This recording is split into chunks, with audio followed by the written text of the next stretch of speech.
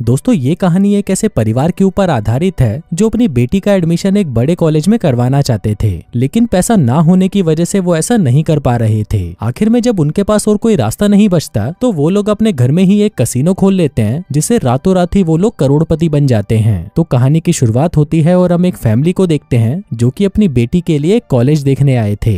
बाप, जिसका नाम जीतू दलाल है, अपनी बेटी शालू शर्मिंदा से कहता है कि कॉलेज जाने के बाद तुम्हें सिर्फ अपनी पढ़ाई पर ध्यान देना है, ना कोई पार्टी करनी है, ना कहीं घूमना है, और किसी अनजान आदमी के घोड़े की सवारी तो बिल्कुल नहीं करनी। शालू शर्मिंदा कहती है कि आप लोगों ने तो अपनी कॉलेज लाइफ के फुल मजे लिए थे और मोम आप तो खुले में ही मूत दिया करती थी, तो आप लोग मुझे ये सब करने से रोक क्यों रहे हो। माँ, जिसका नाम मुन्नी हटेली है, कहती है कि हमारे जमाने की बात अलग थी, लेकिन अब लोग बहुत ही ज्यादा आगे बढ़ चुके हैं। जिसके बाद वो दोनों शालू शर्मिंदा को बताने लगते हैं कि अगर कोई भी अनजान आदमी तुम्हें अपने घोड़े की सवारी करने के लिए फोर्स करे तो तुम्हें सीधा उसके गोटों पर वार करना है और वहाँ से निकल जाना है। अब शालू शर्मिंदा को वो कॉलेज पसंद आ गया था और वो कहती है कि मुझे तो यहीं पर पढ़ाई करनी है। आगे घर आकर शालू शर्मिंदा जब अपना मेल चेक करती है तो उसे पता चलता है कि उसका एडमिशन इस कॉलेज में हो चुका है। अब ये देखकर सारा परिवार बहुत खुश होता है और वो लोग अपनी बेटी के लिए एक बहुत बड़ी पार्टी रखते हैं। वहीं पार्टी में वो पप्पू घोटाले को देखते हैं जो कि जीतू दलाल का जिगरी दोस्त था। वो उनके पास आता है और कहता है कि अब तो सब कुछ ठीक हो चुका है, तो क्यों ना हम तीनों अगले महीने वेगस घूमने चलें। इस पर वो दोनों कहते हैं कि एक बार शालू शर्मिंदा का एडमिशन इंदिरा गांधी यूनिवर्सिटी में हो जाए, उसके बाद तुम जहाँ बोलोगे हम वहाँ चलेंगे। फिर रात को डिनर के बाद शालू शर्मिंदा अपने माँ बाप से कहती है कि मेरी सहेलियां मुझे आज रात को उनके घर पर रुकने के लिए बुला रही हैं, तो क्या मैं उनके घर पर जा सकती हूँ। लेकिन ये सुनते ही उसके माँ बाप को फिक्र होने लगती है कि कहीं उसकी बेटी किसी लड़के से अपनी पिंकी न पिटवा ले, इसलिए वो उसे जाने से मना कर देते हैं और सजा के तौर पर उसे पूरी रात सेट मैक्स पर सूर्यवंशम दिखाते हैं। फिर अगले दिन सभी लोग सिटी काउंसिल की एक मीटिंग में इकट्ठा होते हैं, जहाँ पर काउंसिल का प्रेसिडेंट बॉब द बिल्डर बताता है कि इस साल हम अपने टाउन में एक बहुत ही बड़ा स्विमिंग पूल बनाने वाले हैं। इसके बाद बारी आती है शालू शर्मिंदा की स्कॉलरशिप की, लेकिन बॉब द बिल्डर कहता है कि हमारे पास अब इतने पैसे नहीं है कि हम शालू शर्मिंदा को स्कॉलरशिप दे सके। मुन्नी हटेली कहती है कि तुम्हारे पास स्कॉलरशिप देने के पैसे नहीं है, पर पूल खोलने के पैसे हैं। इस पर बॉब द बिल्डर कहता है कि स्कॉलरशिप से तो बस तुम्हारी बेटी पढ़ाई करेगी, लेकिन अगर टाउन में पूल होगा तो सभी लोग मस्ती और एंजॉय कर सकेंगे। अब ये सुनकर बाकी के लोग भी अपना हाथ खड़ा करते हैं और कहते हैं कि हमारे लिए पूल ज्यादा जरूरी है। अब क्योंकि मेजोरिटी लोगों का यही फैसला था, तो बॉब द बिल्डर भी अपना फैसला सुना देता है कि शालू शर्मिंदा को कोई भी स्कॉलरशिप नहीं दी जाएगी। अब ये सुनकर शालू शर्मिंदा के माँ बाप सदमे में चले जाते हैं, क्योंकि उनको कैसे भी करके अपनी बेटी को कॉलेज भेजना ही था और ये स्कॉलरशिप ही उनके पास एक आखिरी रास्ता था। शाम को जब वो दोनों घर वापस आते हैं तो शालू शर्मिंदा उनके पास आती है और कहती है कि मुझे पता चल चुका है कि मुझे कोई भी स्कॉलरशिप नहीं मिल रही। पर तभी उसका बाप कहता है कि बेटा तुम चिंता मत करो, मैं कैसे भी करके तुम्हारा उस कॉलेज में एडमिशन करवा कर रहूंगा। जिसके अगले ही दिन वो पैसों का जुगाड़ करने के लिए अलग अलग जगहों पर जाते हैं, लेकिन वहां से भी उन्हें सिर्फ निराशा ही हाथ लगती है। वो बैंक में लोन के लिए भी अप्लाई करते हैं, लेकिन उन्हें लोन भी सिर्फ $400 का ही मिल पाता है। अब सभी जगहों से हार कर जीतू दलाल और मुन्नी हटेली अपने दोस्त पप्पू घोटाले के घर पर जाते हैं, इस उम्मीद में कि शायद उससे ही उसे कुछ पैसे मिल जाएं। लेकिन उसके घर पर जाकर वो देखते हैं कि पप्पू घोटाले के तो अपने ही रणनीरोने खत्म नहीं हो रहे थे। उसकी पत्नी मैरी उसे डिवोर्स देना चाहती थी, क्योंकि पप्पू घोटाला एक नंबर का जुआरी था। वहीं पप्पू घोटाला मैरी को डिवोर्स देने से मना कर देता है, पर मैरी डिवोर्स पेपर्स को वहीं पर रखकर वहां से चली जाती है। आगे मुन्नी हटेली और जीतू दलाल उसके पास आते हैं और उसकी ऐसी हालत को देखकर उसे संभालने की कोशिश करते हैं। तभी पप्पू घोटाला कहता है कि मैं बहुत ज्यादा परेशान हो चुका हूँ, तो क्या तुम लोग मेरे साथ वेगस चलोगे ताकि मैं अपने दिमाग को थोड़ा शांत कर सकूं। अब पप्पू घोटाले की ऐसी हालत देखकर वो उसे मना नहीं कर पाते और उसके साथ वेगस जाने के लिए उसे हाँ कर देते हैं। आगे वेगस पहुंचते ही पप्पू घोटाला उनको एक कसीनो में ले जाता है और उन्हें वहां पर सट्टा लगाने को कहता है। अब जीतू दलाल और मुन्नी हटेली भी उसकी बात मानकर अपने $300 लगा देते हैं और देखते ही देखते वो उन पैसों से $50,000 तक कमा लेते हैं। लेकिन अपना जीतू दलाल, जो कि दिमाग से पूरा ही चूतिया था, वो आखिर में पप्पू घोटाले की बात ना मानकर कुछ अलग ही नंबर पर दाव लगा देता है, जिससे होता यह है कि वो लोग जीते हुए सारे पैसे हार जाते हैं। अब ये देखकर पप्पू घोटाला उस पर भड़क जाता है और उसे कहता है कि बीसड़ी के तेरे को किसने बोला था नंबर बदलने के लिए। जीतू दलाल कहता है कि भाई मुझे तो लगा कि इससे मैं और ज्यादा पैसे कमा लूंगा, लेकिन किस्मत ने तो मेरी घोड़ी बनाकर मार ली। अगले दिन वो लोग अपने शहर वापस आ जाते हैं, जहाँ पर पप्पू घोटाला उनको बताता है कि कसिनो ही एक ऐसी जगह है जहाँ पर जुआ खेलने वाला नहीं बल्कि खिलाने वाला कमाता है। इसलिए मैं सोच रहा हूँ कि अगर हम पुलिस से छुपकर अपने घर पर ही एक कसिनो खोल लें तो हम एक ही महीने में इतना पैसा कमा लेंगे कि तुम अपनी बेटी का एडमिशन इंदिरा गांधी यूनिवर्सिटी में करा पाओ। अब क्योंकि जीतू दलाल और मुन्नी हटेली को कैसे भी करके अपनी बेटी को कॉलेज भेजना ही था, इसलिए वो पप्पू घोटाले को हाँ कर देते हैं। आगे पप्पू घोटाला उनको कहता है कि अब हमें अपने कसिनो के लिए कुछ जुआरी लोगों की जरूरत पड़ेगी,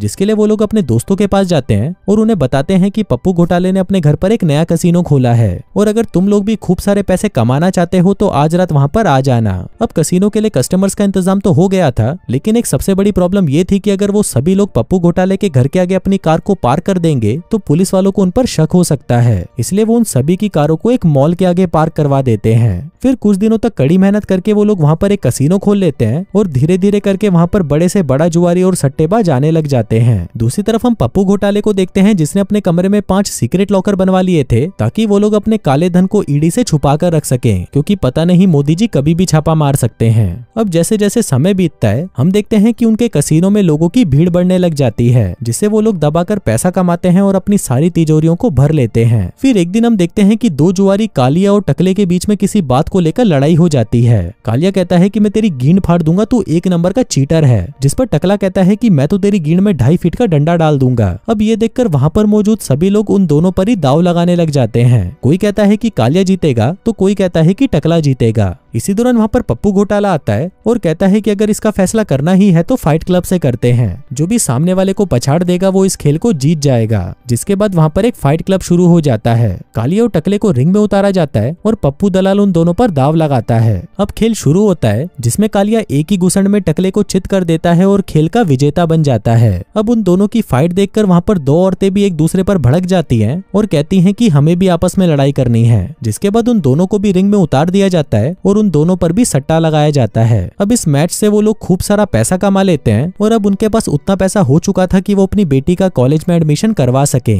उधर दूसरी तरफ सिटी काउंसिल की मीटिंग फिर से रखी जाती है, लेकिन यहाँ पर प्रेसिडेंट बॉब देखता है कि मीटिंग में लोगों की संख्या दिन ब दिन कम होती जा रही है। अब ये देखकर बॉब द बिल्डर को थोड़ा शक होता है और वो अपने एक पुलिस दोस्त आत्माराम को इसकी जांच करने को कहता है। दूसरी तरफ पप्पू घोटाला कमाए हुए पैसों से अपने कसिनो को और भी बड़ा कर लेता है और वो वहाँ पर स्विमिंग पूल के साथ साथ movie theatre, stand up comedy और बॉडी मसाज की फैसिलिटी भी ऐड करवा लेता है। फिर एक दिन वो तीनों अपने सिक्योरिटी कैमरा में देखते हैं कि कसिनो में एक आदमी बेईमानी करके पैसे जीत रहा था। जिसके बाद वो तीनों उसे उठाकर ऊपर ले आते हैं और उसे कुर्सी से बांध देते हैं। वो उसे धमकाते हैं और कहते हैं कि तुमने जो भी पैसे जीते हैं वो वापस कर, नहीं तो हम तेरी गींड मार देंगे। लेकिन वो आदमी उनको बहुत ही हल्के में ले लेता है और कहता है कि तुम फट्टुओं से तो एक मक्खी भी नहीं मारी जाती, तो तुम मेरा क्या ही कर लोगे। अब ये सुनते ही जीतू दलाल एक कुल्हाड़ी निकालता है और कहता है कि मैंने इससे बड़े बड़े लोगों के हथियार काटे हैं। लेकिन ये सुनते ही वो आदमी उन पर और भी हंसने लगता है और कहता है कि तुम लोग तो 1 नंबर के चूतिए हो। तभी अचानक जीतू दलाल से गलती से वो कुल्हाड़ी उसके हाथ पर लग जाती है, जिससे उसकी एक उंगली कट जाती है। अब इतना सारा बहता हुआ खून देखकर जीतू दलाल का दिमाग खराब हो जाता है और वो उस कुल्हाड़ी को लेकर जंगल की तरफ भाग जाता है। दूसरी तरफ आत्माराम ये नोटिस करता है कि आजकल सिटी कॉम्प्लेक्स की पार्किंग रोज रोज फुल हो रही है, लेकिन जब वो सुपरमार्केट के अंदर जाता है तो उसे वहाँ पर कुछ गिने चुने लोग ही मिलते हैं। तभी आत्माराम वहाँ पर एक आदमी का पीछा करता है जो कि छुपते छुपाते कसिनो की तरफ जा रहा था, लेकिन आगे जाकर वो देखता है कि वो आदमी वहाँ से गायब हो जाता है। अगली सुबह तक आत्माराम वहीं पर भटकता रहता है, पर तभी वो देखता है कि वहाँ पर पप्पू घोटाला आता है जो कि किसी से अपने कसिनो के बारे में बात कर रहा था। तभी आत्माराम को देखते ही वो बात पलट देता है, पर आत्माराम को उस पर शक होने लगता है। वो उसे पूछता है कि तुम यहाँ पर क्या कर रहे हो। पप्पू घोटाला कहता है कि मैं तो यहाँ पर जॉगिंग करने आया था।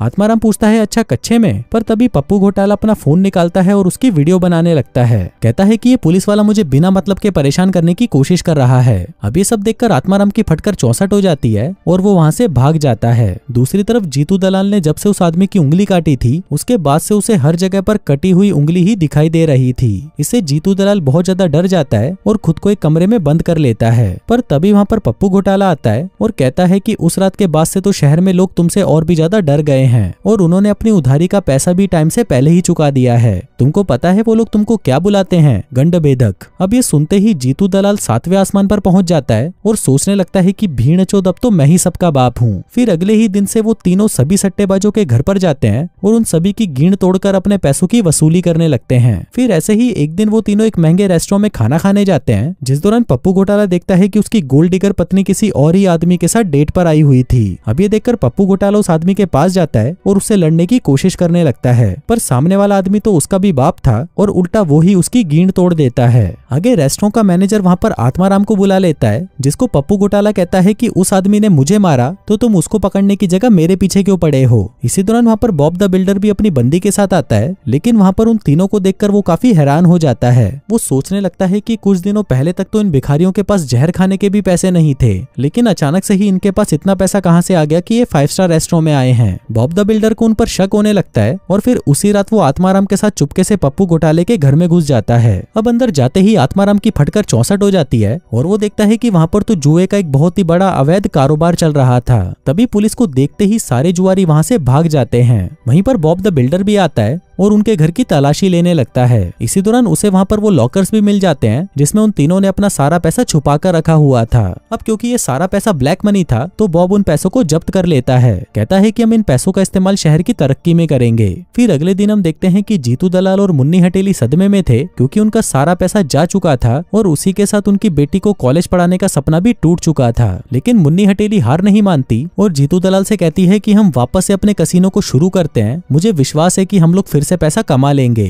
अब मुन्नी हटेली की बात मानकर जीतू दलाल फिर से कसीनो को खोल लेता है और वापस से वहाँ पर लोगों की भीड़ आना शुरू हो जाती है। फिर एक दिन वहाँ पर शालू शर्मिंदा अपने दोस्तों के साथ आती है और अपने माँ बाप को वहाँ पर काम करता हुआ देखकर हैरान हो जाती है। इसी दौरान कसीनो में वो आदमी भी आ जाता है जिसकी जीतू दलाल ने उंगली काटी थी और वो बदला लेने के लिए अपने साथ होकाय को लेकर आता है। फिर होकाय जीतू दलाल से कहता है कि तुम्हें इस आदमी की उंगली काटने के बदले इसे पैसे देने होंगे। जीतू दलाल कहता है कि मेरे पास तुम्हें देने के लिए एक फूटी कौड़ी भी नहीं है। तभी होकाय जीतू दलाल की बेटी शालू शर्मिंदा को उठा लेता है और उसे किडनैप करके अपने साथ ले जाने लगता है। लेकिन जीतू दलाल उसके पीछे कुल्हाड़ी लेकर आता है और अपनी बेटी को छुड़ाने के लिए जैसे ही वो उसके ऊपर कुल्हाड़ी चलाता है तभी वो गलती से होकाय का हाथ ही काट देता है। वहीं मुन्नी हटेली होकाय को आग लगा देती है और उसका खेल वहीं पर खत्म हो जाता है। लेकिन ये साला अकेला भी खत्म नहीं होता बल्कि अपने साथ पूरे घर को जला देता है। अब ये देखकर शालू शर्मिंदा बहुत दुखी होती है क्योंकि उस घर के साथ साथ उसका कॉलेज जाने का सपना भी खत्म हो चुका था। फिर अगले दिन वो दोनों अपनी बेटी को सारी सच्चाई बता देते हैं कि उन्होंने एक इलीगल कसीनो खोला था ताकि वो उसका एडमिशन इंदिरा गांधी यूनिवर्सिटी में करा सकें, लेकिन उस भीसड़ी वाले बॉब द बिल्डर ने उनके सारे पैसे अपने कब्जे में कर लिए। अब ये सुनकर शालू शर्मिंदा कहती है कि क्यों ना हम उन चूतियों से अपने सारे पैसे वापस चुरा लें। उधर आत्माराम भी उनकी सारी बातें छुपकर सुन रहा था, जिसके बाद वो उनके पास आता है और कहता है कि बॉब द बिल्डर एक नंबर का हरामी है, उसको शहर की कोई परवाह नहीं है, बल्कि उसका तो अपनी शादीशुदा सेक्रेटरी के साथ अफेयर चल रहा है। कहता है कि बॉब द बिल्डर तुम्हारे पैसों को अपनी अय्याशियों में उड़ा देगा, इसलिए अच्छा यही रहेगा कि तुम लोग उन पैसों को वापस चुरा लो। अब क्योंकि आत्माराम भी उनका साथ दे रहा था इसलिए वो चारों मिलकर बॉब से पैसों को वापस लाने का एक प्लान बनाते हैं। फिर अगले दिन आत्माराम बॉब के पास जाता है और उसे अपने साथ रशियन दिलवाने के लिए जीबी रोड ले जाता है। पीछे से वो तीनों ऑफिस में घुस जाते हैं और उसका सारा पैसा उठाकर वहाँ से जाने लगते हैं, लेकिन उनको वहाँ पर बॉब की सेक्रेटरी देख लेती है और उसे फोन करके इन्फॉर्म कर देती है।